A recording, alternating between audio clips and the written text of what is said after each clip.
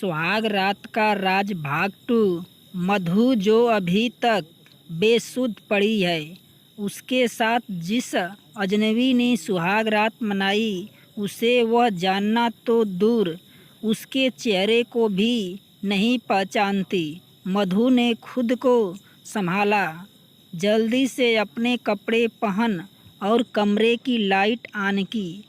उसने कमरे के चारों तरफ देखा, लेकिन वो अजनबी कमरे में कहीं नहीं है। मधु बिल्कुल शांत हुई। उसके बाद कमरे का दरवाज़ा धीरे से खुला। गौतम ने जैसे ही मधु को देखा, उसे रहा नहीं गया। उसने मधु को अपनी बाहों में उठा लिया और बिस्तर की तरफ ले गया। मधु के साथ कुछ छल को वो अपने तक ही रखना चाहती है।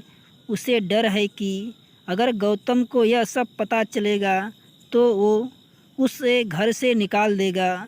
मधु बहुत थकी हुई है, उसे अब आराम को ज़रूरत है, लेकिन गौतम ने अपना खेल शुरू कर दिया है। गौतम चाहता है मधु उसका साथ दे, जिससे दोनों एक दूसरे से संतुष्ट हो सकें।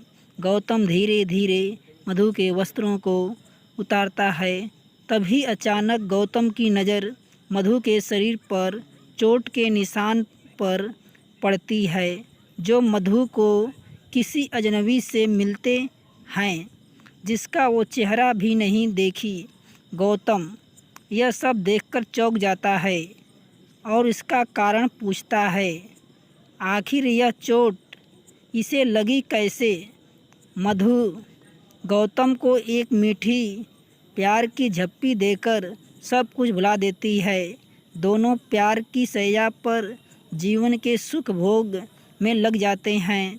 मधु परेशान है, लेकिन वो गौतम का पूरा साथ दे रही है।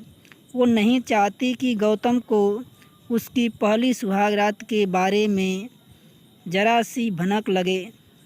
दोनों जीवन में चल रहे सुख दुख को भूला रीत क्रिया से तृप्त हो जाती है। अगली सुबह मधु इस अजनबी का पता लगाने में जुड़ जाती है कि आखिर वो कौन है जिसे उसके साथ इतना बड़ा छल किया। वो सोचती है कि आखिर बंद कमरे में वो इस तरह गायब कैसे हो सकता है। अकोरे 20 कमरे में ऐसा कौन सा राज है जो उसे दिखाई नहीं दे रहा। धीरे धीरे समय गुजर गया और संध्या हुई। आज मधु ने अपने हाथों से सभी को खाना बनाया। उसने रोहित सिंह के बोलने पर उसका पसंदीदा गाजर का हलवा खाने के लिए बना दिया। गौतम आज देर से आएगा क्योंकि हॉस्पिटल में एक इमरजेंसी केस आया है, जिसे वो देख कर रहा है। सभी लोग खाने के लिए बैठते हैं।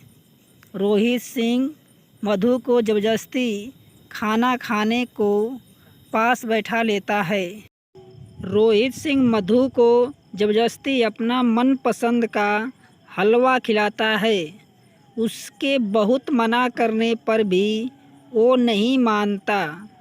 आखिर में मधु को उसकी बात माननी पड़ती है और वो रोहित सिंह के हाथ से थोड़ा हलवा खा लेती है।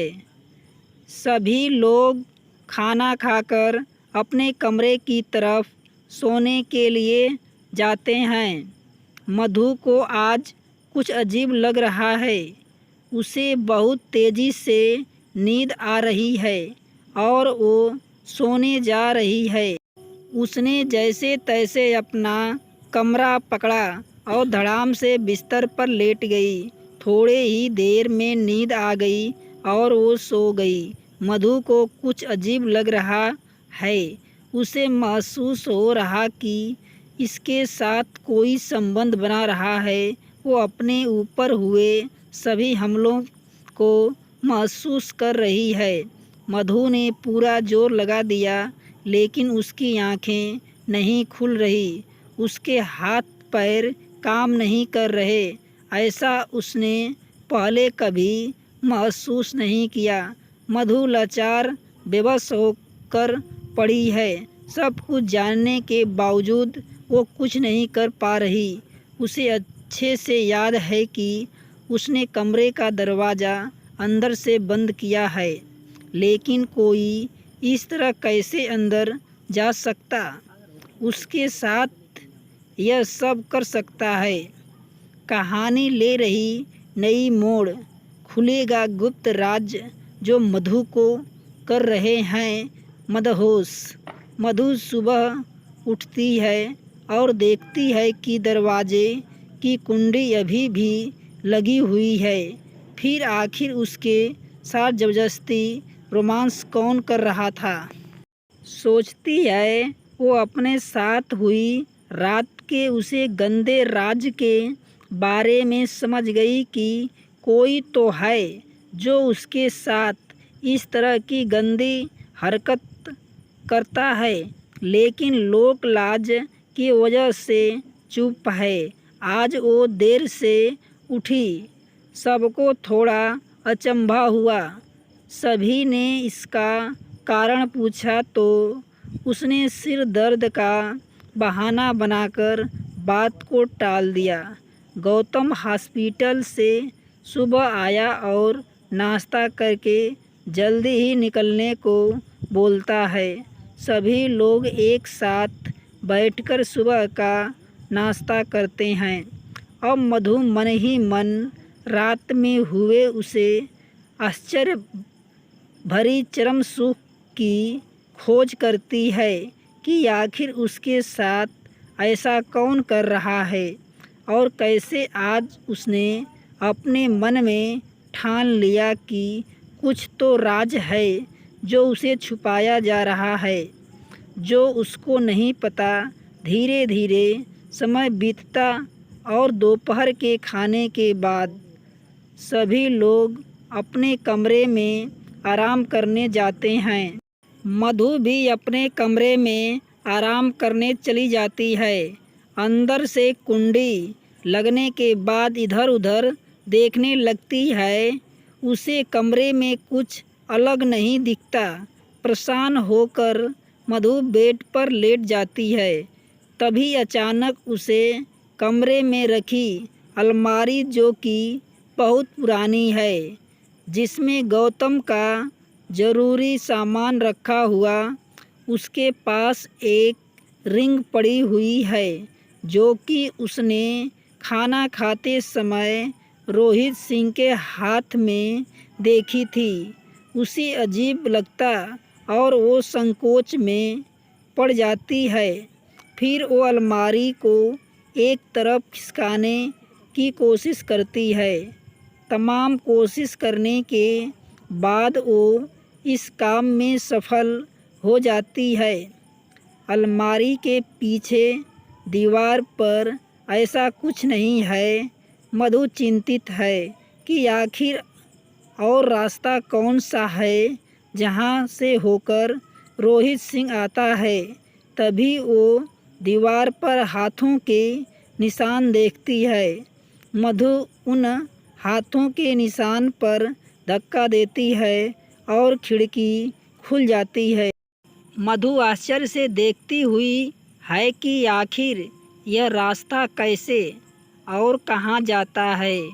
वो अब समझ चुकी है कि रोहित सिंह इस गुप्त रास्ते से उसके पास आता है। मधु को अब सब कुछ पता चल गया कि यह वो गुप्त दरवाज़ा है जहाँ से वो जाकर उसके साथ शारीरिक सुख भोग करता है। अगले दिन भी ऐसा ही चलता है, लेकिन मधु ने आज कुछ नहीं खाया। लेकिन रोहित सिंह को लगता है उसने शाम की चाय में नशे की दवा डाल दी। वो काम कर गई, क्योंकि मधु सर पकड़ते हुए अपने कमरे के अंदर जाती है। प्लान के अनुसार रोहित सिंह इस दरवाजे से मधु के कमरे में जाता है। आज उसने रोमांस का नया तरीका अपनाने को सोचता है। उसने पहले ही मधु के साथ रोमांस करना शुरू कर दिया, जिससे मधु बहुत जल्दी रोहित सिंह के साथ देने लगती है। मधु के इस तरह के व्यवहार से रोहित सिंह समझ गया कि उसे अब कुछ पता चल गया है। शारीरिक क्रिया के बाद दोनों लोग इसके बारे में बात करने लगते हैं। अब रोहित सिंह हर दिन मधु के कमरे में आता और शारीरिक सुख भोग करने के बाद उसे गुप्त रास्ते से अपने कमरे में चला जाता है। यह सिलसिला जारी रहता है। एक दिन गौतम घर नहीं है और मधु के लंबे इंतज़ार के बाद भी रोहित सिंह इसके कमरे में मिलने नहीं आता। आखिर क्या हुआ रोहित सिंह के साथ? वो आज मधु के साथ मिलने क्यों नहीं आया? रोमांस की चाह में खुलेगी नई राज। मन में है बेचैनी प्रेमी से मिलने की, लेकिन प्रेमी नहीं आया। पास मधु बहुत बेचैनी है। रोहित सिंह से मिलने की इच्छा से बार बार दरवाजे के पास खींच रही है। आधी रात बीत चुकी है, लेकिन अभी तक रोहित सिंह नहीं आया।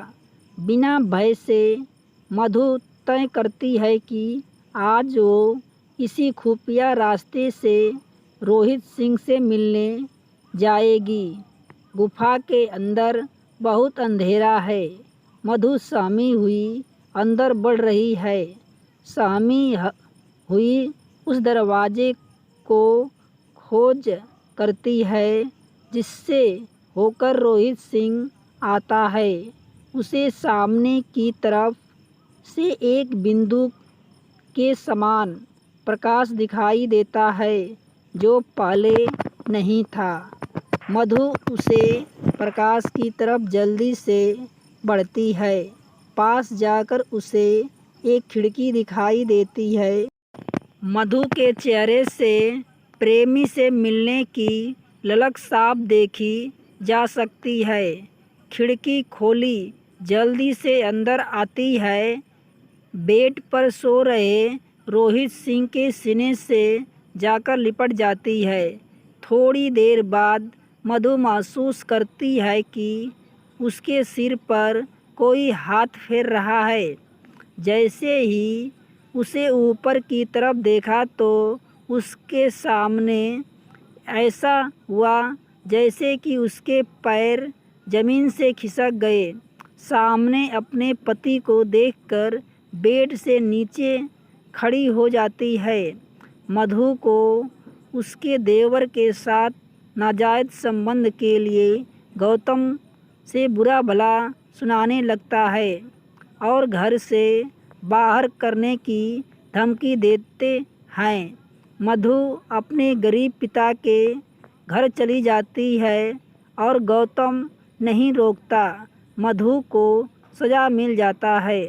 दोस्तों, यदि कहानी अच्छी लगे तो लाइक, शेयर, सब्सक्राइब अवश्य करना।